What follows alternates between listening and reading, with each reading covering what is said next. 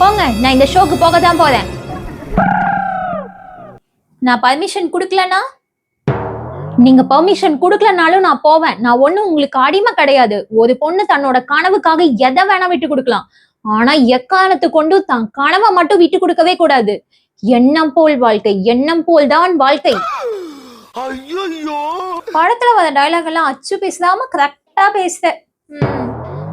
நானும் கலைத்துறையில சாதிச்சு காட்டுவேன், பாருங்க. இவன் நாம சொன்னாலும் கேட்க மாட்டான். யூடியூப்ல இன்ஸ்டாகிராம்ல ட்ரோல் பண்ணி கழுவி கழுவி ஊத்துவாங்கல்ல, இப்ப வந்து நின்று மாமா என்ன அப்படி திட்டுறாங்க மாமா, என்ன எப்படி திட்டுறாங்க மாமா அப்படின்னு சொல்லி அழுவாள.